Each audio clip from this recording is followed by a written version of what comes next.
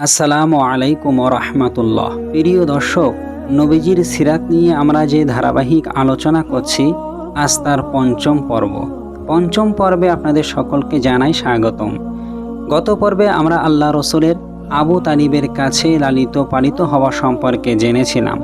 বহায়রা রাহিবের সাথে সাক্ষাৎ এবং তার ভবিষ্যৎ বাণীগুলো নিয়ে আলোচনা করেছিলাম। আজকের এই পঞ্চম পর্বে আমরা জানব নবীজির পবিত্র যৌবান ও আল আমিন উপাধি কিভাবে লাভ করেছিলেন এবং তার জীবনের অন্যতম একটা গুরুত্বপূর্ণ কাজ যেটা তিনি 25 বছর বয়সে করেছিলেন, হিলফুল ফুজুল। এসব সম্পর্কে আজকে আমরা ধারাবাহিক আলোচনা করব। তো চলুন আর কথা না বাড়িয়ে আজকের ভিডিওটি আমরা শুরু করি। শৈশব থেকেই রসুল সাল্লাল্লাহু আলাইহি সাল্লাম ছিলেন নিষ্কলুষ চরিত্রের অধিকারী।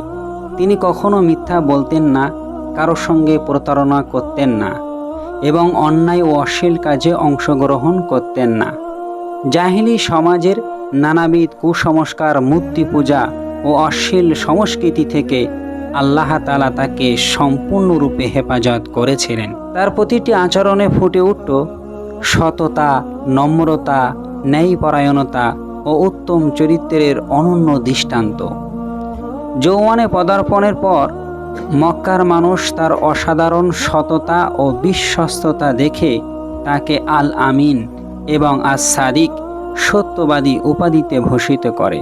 এটি কোনো সাধারণ উপাধি ছিল না, বরং তার চরিত্রের প্রতি সমগ্র মক্কাবাসীর অকুণ্ঠ স্বীকৃতি ছিল।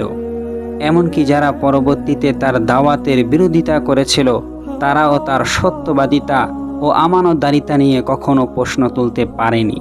মানুষ তাদের মূল্যবান সম্পদ, অর্থ, গহনা নির্দ্বিধায় তার কাছে আমানত হিসাবে জমা রাখত, কারণ তারা জানত মুহাম্মদ সাল্লাল্লাহু আলাইহি সাল্লাম কখনো আমানতের খেয়ানত করেন না। নবুয়াত লাভের পর যখন কুরাইশরা তার কঠোর বিরোধিতা শুরু করলো, তখনও তাদের অনেকের আমানত তার কাছেই সংরক্ষিত ছিল। মদিনায় হিজরতের সময় তিনি হযরত আলী রাদিয়াল্লাহু তাআলা আনহুকে মক্কায় রেখে যান, যেন তিনি মানুষের আমানত যথাযথভাবে তাদের কাছে ফিরিয়ে দিতে পারেন। এটি তার অতুলনীয় বিশ্বাস্ততার এক উজ্জ্বল প্রমাণ। মানবজাতির ইতিহাসে এমন দৃষ্টান্ত খুবই বিরল, যেখানে একজন ব্যক্তির শত্রুরাও তার সততা ও বিশ্বাস্ততার স্বীকৃতি দিতে বাধ্য হয়েছে। আল্লাহর নবী ছিলেন সেই বিরল ব্যক্তিত্ব, যার চরিত্র ছিল নবুয়াতের আগেই আল্লাহর বিশেষ তত্ত্বাবধানে গড়ে ওঠা এবং উজ্জ্বল আদর্শ। তাই নবুয়াত ঘোষণার পর তিনি যখন মানুষকে আল্লাহর পথে আহ্বান করলেন, তখন তার পবিত্র চরিত্রই ছিল তার দাওয়াতের সবচেয়ে শক্তিশালী প্রমাণ। এরপরে আমার নবী এমন একটি কাজ করলেন যা মানুষকে চমকে দিয়েছিল। এমন ন্যায়পরায়ণে তার একটা সংগঠন তিনি তৈরি করেছিলেন, যে সংগঠনটির নাম ছিল হিলফুল ফুজুল। ন্যায় ও মানবতার পক্ষে রাসূল সাল্লাল্লাহু আলাইহি সাল্লামের ঐতিহাসিক অবস্থান। রাসূলুল্লাহ সাল্লাল্লাহু আলাইহি সাল্লামের বয়স যখন প্রায় 20 বছর, তখন মক্কায় এমন একটি ঘটনা ঘটে যা তার ন্যায় বিচার প্রিয় ও মানবিক চরিত্রকে সবার সামনে আরও উজ্জ্বল করে তোলে। এই ঘটনায় ইতিহাসে হিলফুল ফুজুল নামে পরিচিত।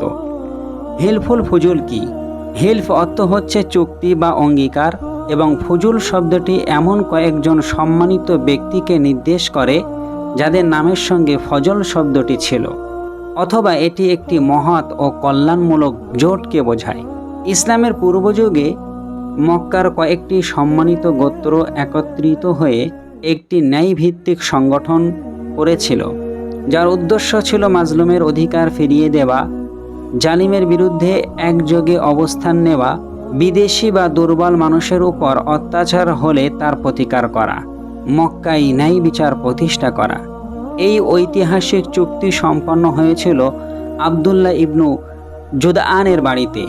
হিলফুল ফুজুল গঠনের কারণ: একজন ইয়েমেনি ব্যবসায়ী মক্কায় পণ্য বিক্রি করতে আসেন। কুরাইশ নেতা আল আস ইবনু ওয়াইল তার কাছ থেকে পণ্য কিনে মূল্য পরিশোধ করতে অস্বীকার করে।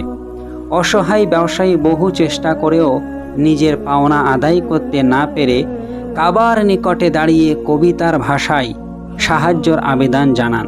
এই ঘটনা মক্কার বিবেকবান মানুষের নাড়া দেয়। তারা উপলব্ধি করেন যে এভাবে চলতে থাকলে মক্কার মর্যাদা নষ্ট হবে এবং দুর্বল মানুষের কোনো নিরাপত্তা থাকবে না। তাই তারা একটি ন্যায়ভিত্তিক চুক্তি করার সিদ্ধান্ত নেন। নবীজি এই মহৎ চুক্তিতে স্বতঃস্ফূর্তভাবে অংশগ্রহণ করেন। যদিও তখনও তার উপর নবুয়াত নাজিল হয়নি, তবুও তিনি অন্যায়ের বিরুদ্ধে এবং মাজলুমের পক্ষে দৃঢ়ভাবে দাঁড়িয়েছিলেন।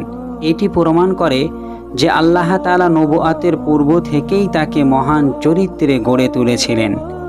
হিলফুল ফুজুলের সদস্যরা একত্রিত হয়ে অত্যাচারীর কাছ থেকে ওই ব্যবসায়ীর পাওনা আদায় করে দেন এবং তাকে ন্যায় বিচার এনে দেন। নবুয়াত লাভের বহু বছর পরও রাসূলুল্লাহ সাল্লাল্লাহু আলাইহি ওয়াসাল্লাম এই চুক্তির প্রশংসা করেন।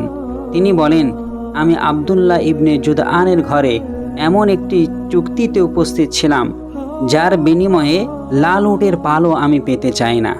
ইসলামের যুগেও যদি আমাকে এমন চুক্তির দিকে আহ্বান করা হতো তবে আমি অবশ্যই তাতে সাড়া দিতাম। এই ঘটনা থেকে শিক্ষণীয় বিষয়, হিলফুল ফুজুল প্রমাণ করে যে ইসলাম ন্যায় বিচার, মানবতা এবং মজলুমের অধিকার রক্ষার ধর্ম। রাসূল সাল্লাল্লাহু আলাইহি ওয়াসাল্লাম নবুয়াতের পূর্বেই অন্যায়ের বিরুদ্ধে সোচ্চার ছিলেন।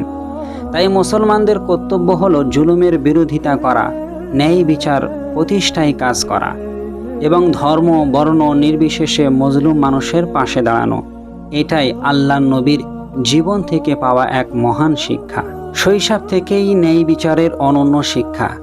নবীজি সাল্লাল্লাহু আলাইহি ওয়াসাল্লামের জীবনের প্রতিটি অধ্যায়ে ন্যায় বিচার, ইনসাফ ও অপরের হক আদায়ের শিক্ষা সুস্পষ্টভাবে ফুটে ওঠে। হিলফুল ফুজুলে তার অংশগ্রহণ ছিল সেই ন্যায়পরায়ণ চরিত্রের একটি উজ্জ্বল নিদর্শন। তবে এই মহান গুণ কেবল যৌবনে নয়, বরং শৈশব থেকেই তার চরিত্রে বিদ্যমান ছিল। সিরাত গ্রন্থ সম্মিলিত বর্ণিত হয়েছে যে যখন নবী সাল্লাল্লাহু আলাইহি ওয়াসাল্লাম হালিমা সাদিয়া রাদিয়াল্লাহু তাআলা আনহার ঘরে লালিত পালিত হচ্ছিলেন, তখন তিনি দুধ পান করার সময় এক পাশে দুধ পান করতেন, কিন্তু অন্য পাশে দুধ পান করতেন না, কারণ এই অংশটি তিনি তার দুধ ভাইয়ের জন্য রেখে দিতেন। এত অল্প বয়সেও তিনি অন্যের অধিকার ও প্রাপ্যর প্রতি সম্মান প্রদর্শন করতেন। এটি ছিল তার সহজাত ন্যায়পরায়ণতা ও মহান চরিত্রের এক অপূর্ব প্রকাশ। নবুয়াতের পূর্বের জীবন ও মহান চরিত্রের উজ্জ্বল দৃষ্টান্ত। উপরে আলোচিত হিলফুল ফুজুলে রাসূল সাল্লাল্লাহু আলাইহি ওয়াসাল্লামের অংশগ্রহণ এবং হযরত হালিমা সাদিয়া রাদিয়াল্লাহু তাআলা আনহার ঘরে দুধ ভাইয়ের অধিকার সংরক্ষণের ঘটনা উভয়টি নবুয়াত লাভের পূর্বের ঘটনা। এর মাধ্যমে স্পষ্ট হয়ে যায় যে আল্লাহ তাআলা শৈশব থেকেই তার প্রিয় হাবিব মুহাম্মদ সাল্লাল্লাহু আলাইহি ওয়াসাল্লামকে সত্যবাদিতা, আমানতদারিতা, ন্যায়পরায়ণতা ও উত্তম চরিত্রে গড়ে তুলেছিলেন। নবুয়াত প্রাপ্তির পর এই মহৎ গুণাবলী আরও পূর্ণতা লাভ করে এবং ওহীর আলোকে সমগ্র মানবজাতির জন্য পরিপূর্ণ আদর্শে পরিণত হয়। অতএব নবীজির এ জীবনকে কেবল নবুয়াতের পরবর্তী সময়ে সীমাবদ্ধ করে দেখা সঠিক নয়। তার শৈশব, তার কৈশোর, যৌবন এবং নবুয়াতের পরবর্তী জীবন সমগ্র জীবনেই ছিল পবিত্রতা, ন্যায় বিচার ও মহান চরিত্রের ধারাবাহিক প্রকাশ। এই কারণেই আল্লাহ তাআলা বলেন, লাকাদ কানা লাকুম ফি রাসূলিল্লাহি উসওয়াতুন হাসানা, নিশ্চয়ই রাসূলুল্লাহর মধ্যে তোমাদের জন্য রয়েছে উত্তম আদর্শ। দুঃখজনকভাবে কিছু মানুষ এমন ধারণা প্রকাশ করেন যে নবীর 40 বছর বয়সের পূর্বে জীবন থেকে শিক্ষা গ্রহণের প্রয়োজন নেই, কিন্তু হিলফুল ফুজুলে তার ন্যায় বিচার প্রতিষ্ঠার ভূমিকা, শৈশবে অন্যের অধিকার রক্ষার ঘটনা এবং নবুয়াতের পূর্বেই সমগ্র মক্কাবাসীর কাছে আল আমিন আর সাদিক হিসাবে স্বীকৃতি লাভ, এসবই প্রমাণ করে যে তার মহান চরিত্র নবুয়াতের আগেও সুস্পষ্টভাবে প্রকাশিত ছিল। এই একজন মুসলমান নবী সাল্লাল্লাহু আলাইহি ওয়াসাল্লামের সমগ্র পবিত্র জীবন থেকে ঈমান, চরিত্র, ন্যায় বিচার ও উত্তম আখলাকের শিক্ষা গ্রহণ করবে। তার জীবন মানব জাতির জন্য শুরু থেকে শেষ পর্যন্ত এক উজ্জ্বল আদর্শ।